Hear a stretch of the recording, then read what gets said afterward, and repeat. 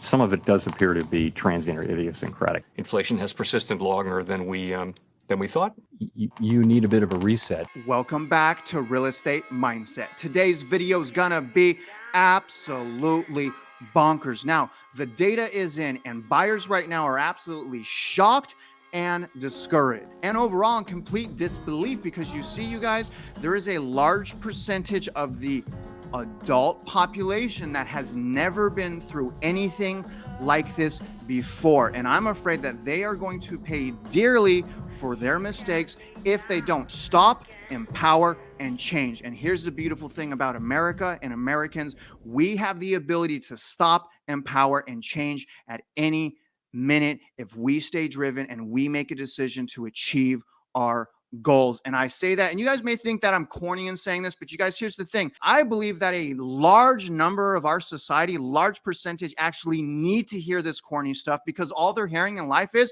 things are getting more expensive, things are falling apart, you can't do this, you can't do that, right? It's so discouraging if you have the wrong mindset. So I say to you once again, you guys, I hope you're getting the message from watching my video, and that is having the right mindset when purchasing real estate. I will argue that sometimes mindset is more important than the actual home, because with mindset, anything is possible. Now, regardless, you guys, we're going to jump into a Zillow article today that's titled "July Existing Home Sales Discourage Buyers, Lead to Continued Decline in Sales." And thank goodness buyers are discouraged, because they should be discouraged, because look at what they were doing the beginning of 2022. Going above asking price, overvalue, waiving appraisal contingencies, waiving inspection contingencies, essentially waiving all of the things that are designed to protect them in the largest transaction of your life. So again, that's why I'm yelling mindset. And here's the thing: once you're empowered, once you understand, once you are in a position where you understand what you're doing is right, start helping other people, because they need it. Where else are they going? CNN, Fox News, Dave Ramsey?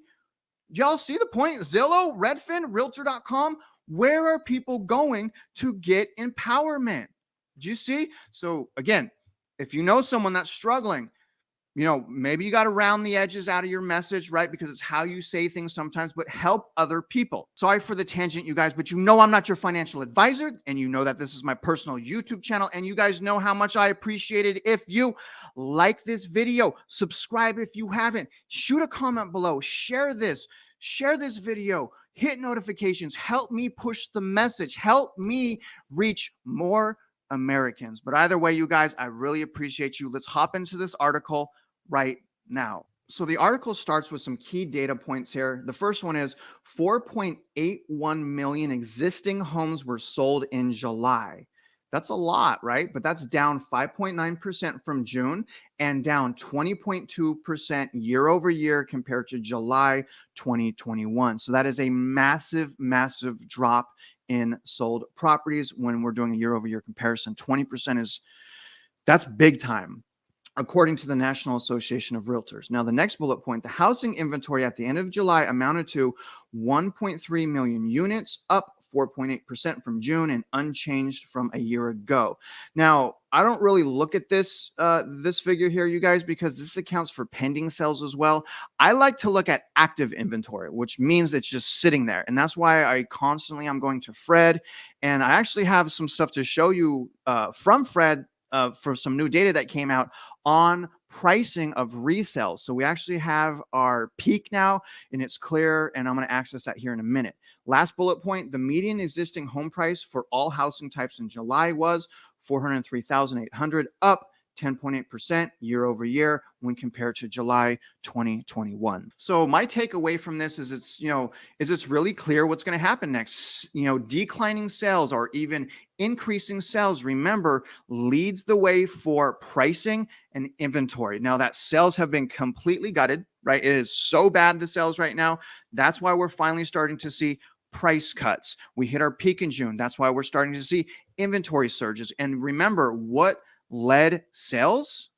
Interest rates. Never forget that. A lot of people won't acknowledge that. But regardless, you guys, let's hop back into this article right now. And what I want to show you first is this updated chart from Fred. This is the median sales price of resale homes or existing homes. Now, you guys already know new homes are down over 13% from peak in April. But what's interesting is finally this updated, and this updated on August 18th. Finally, we finally see our peak. Okay, now again, there are traditional seasonal adjustments where pricing goes up and down, up and down. But again, this isn't seasonal, right? Look at this massive skyrocketing up. Again, we finally hit our peak in June, like I have been saying, but it's finally on data from Fred. We are down now from 413,800 to 403,800. So again, it's not a huge drop, but to reverse the trends is such an important thing because you put it in perspective.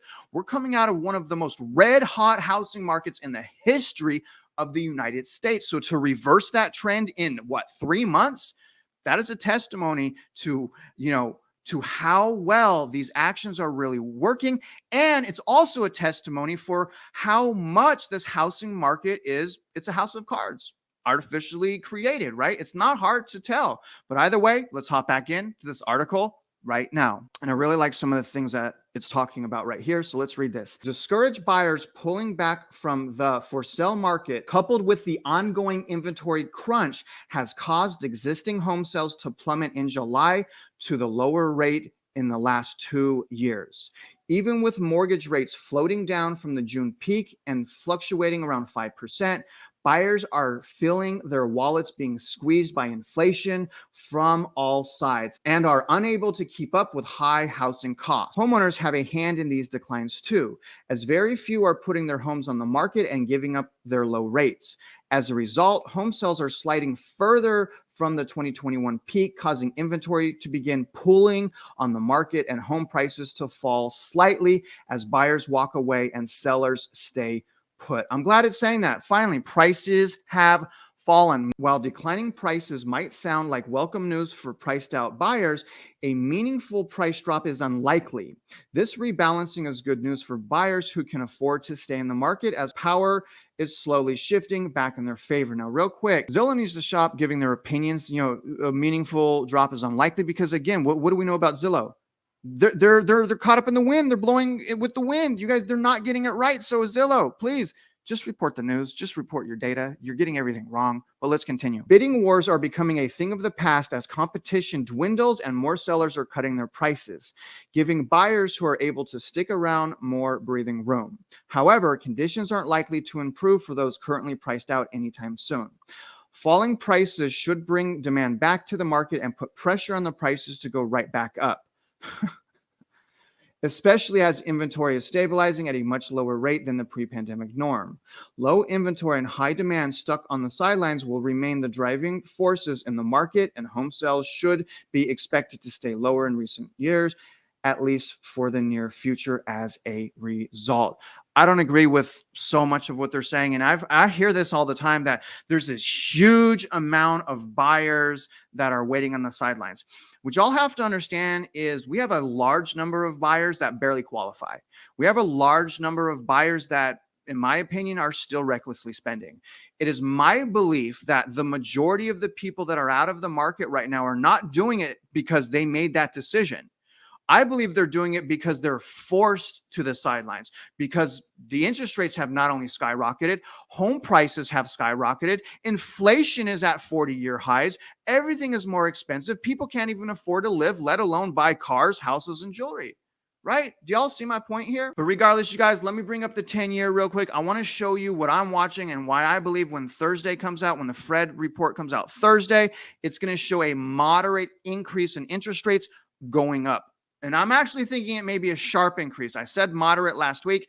It's really hard for me to make those projections because I'm only looking at 1 day of treasuries, so instead of the whole week. So I have to kind of make my conclusion based on that and based on where I think the 10-year is headed. So take a look at this. And this is on my Fidelity account. That's why I don't have the link here, guys. But here's the 10-year right here. This is as of 10:48 this morning, 8:22. It's over 3%. And I believe the Fed's still buying mortgage-backed securities. They're supposed to be unloading mortgage-backed securities, but I believe they're still buying it. And I think that's why last week we had a small decline in rates, even though the 10-year went up.